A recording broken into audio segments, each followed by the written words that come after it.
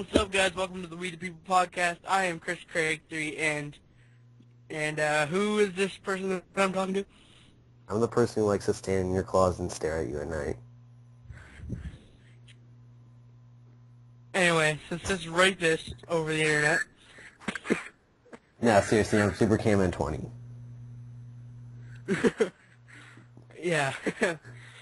Anyway, well, we have a good selection of let's see, we have a good selection of topics to talk about today, And a bunch of and spam. and what? And a bunch of spam as well. Yeah. So, Cameron, would you do the honors of starting this off for us? Sure, actually, before I start about the topics, I just think you can watch, I just wanted to remind people you can watch archives and promo and see promos for the downloadable links on youtube.com/WeThePeoplePodcast. And if you want to email us, wtp.podcast@gmail.com. Okay, so, yeah, our first topic here is the rumored / slightly confirmed Nintendo DS 2. Okay. Well, so pretty much it all started out. Everybody thought it was just a rumor, but then computerandvideogames.com, or CVG as it's more commonly known, said the device says it's a real device. And okay, so what do you think of a Nintendo DS2, Chris Craig? 3. DS2. I feel as if the DSi was the DS2, but I mean the DSi was like 100% more improved than the DS. It did practically everything that the DS couldn't do at the time, and I just feel as if the DSi it was the real 2, and they shouldn't make another one. Well, I've actually got a kind of different opinion. Well, I just think I think this DS2 is coming a bit way too early if it is real, which we don't know. It's just because, really, I feel like the DS Lite shouldn't have existed. Like, they should have just stuck with the normal DS until the DSi came out.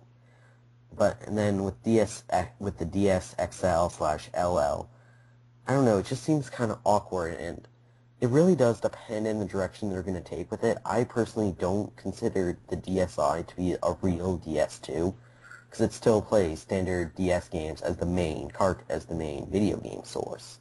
Like if it was like the PSP Go, which mainly focused on downloadable games, and I know the PSP Go is getting a lot of hate out there, but I gotta say, the PSP Go is at least taking a step in the correct direction. As in, I think we should really get to the point where, I know a lot of people, a lot of gamers out there hate the iPhone and hate how people consider it a gaming platform, but let's be totally honest here, it really is the superior of all three portable gaming platforms, just because portable games, the console game companies are always trying to make them live up to the Big Brother consoles, and it just doesn't work. Like, I'd rather have like a small $5 downloadable game for the iPhone that keeps me entertained for about 2 hours, then I won't play it again, than a massive like $30. Then actually going to a store and buying a game that you'll probably like play for like a few days, beat the game, and then you're like, okay, well I don't need it anymore, so Yeah, shove that on the shelf of used and yeah. get another one. It's like, why would you pay like $30? Why would you pay like $30 to $40 for a PSP game that you're gonna play and it's gonna try and do the 3D graphics, but the game's gonna look terrible, the controls are gonna suck. Really, yeah, I just prefer the sort of Flash-esque 2D iPhone games. Yeah, you're into like the old school stuff, while I'm into like the 3D shit. But that's just my personal. And I think by now the 3D should be mastered all the way. Uh, uh, if you look at the Modern Warfare 2 on the PS3 and the 360, it looks wonderful. Everything like detailed to a Q, and everything's like perfect on that game. Although you hate it. Yeah.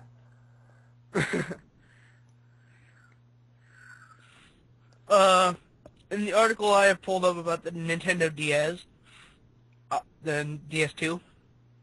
It says that it might have motion capture. It might have like motion controlled. Wow, that's some high-tech shit there. Yeah, they're never gonna be able to pull that off. Yeah. But like, I mean, Project Natal isn't exactly working. well, I just think it should get, I'm just waiting for the point where I think everything should be downloadable. Like, I know that there are people out there who say, no, I don't want to lose. I like to have disc full of shelves. I like that. Did I just say disc full of shelves? I meant shelves full of discs. But, like, I just think it's a lot smarter. Yeah, but who's gonna take like their discs out of like the original casing and then just shove them on a shelf? You might as well just keep the freaking games in the cases so that you know what game's which. You're not like exactly gonna open up the case, pull out the disc, put it down, Dude, go to that's the what I next case. meant. Dude, I meant, like, they still keep them in the cases. It's just like, I just think it's stupid. Like, we should get to the point where games are smaller, cheaper, and downloadable. Like, that's why I know we'll be talking about Sonic 4 in a little while here, but that's why I actually kind of like the idea of how instead of making Sonic 4 like an actual disc, how they split it into episodes, and how they've done that with games like the Strong Bad School Game for Attractive People and the Monkey Island. I really do think that's the way games should go. They should be smaller, cheaper, and be expanded upon if you want them to be expanded upon. Just like download this. Oh, yay! I finally got like $30 today, and I'm gonna download a video game. Oh crap! My internet's out. God damn it! And then you're gonna be like, oh, I have $30. I can't get access to the internet today. So do I want to save it, or is there something else that I want to buy? And they're probably just gonna buy the other thing that they want to buy. Well, like, what I mean is I want to get to the point where, like, you'll walk into a gaming store, you go to the game section, and all you see are accessories and points cards. Like, there won't be discs, like, to buy there.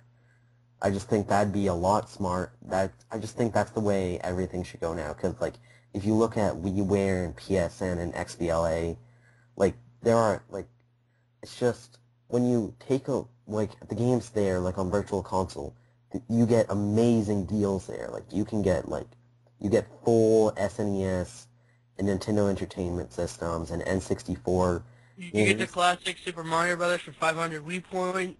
Yes. So it's like, why the fuck would you buy New Super Mario Bros. Wii for $40 when you can buy Super Mario World? The old one, which is practically exactly the same. Yes. Just buy For like 500 for like 50 cents. Yeah. Or no, $5. For like $8. Either way, it's some amount of money. It's the amount of money, but it's cheaper than the other amount of money. Yeah. Yeah.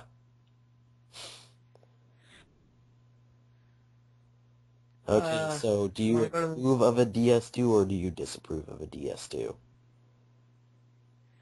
I would like to see one come out, and then like I'll maybe go to the store and test it out, and if I like it, I guess I'll buy one, probably in the future. But you know how you said for them, you could just go in there and they have like a bunch of point cards and game accessories in like a store. Yes. When you said that you would picture like no more like discs, I was thinking of like, what if they had like these shelves full of like these USBs that if you wanted a certain game, bring in your console, plug it into the back of your console, and the game is on your console. What the? Why the fuck would you do that? Why wouldn't you just download it from a server? Cause you know how like I said, in case your internet's like out at the moment, you can just run into the store, bring your console with you, plug it in, and then after like 20 minutes, unplug it and walk off, and you have the game on there. Or you could just wait a day, call your internet provider, then download it tomorrow. Going back to if you had $30, you might spend it on something else, and I would not risk that. If you had $30. If I had $30,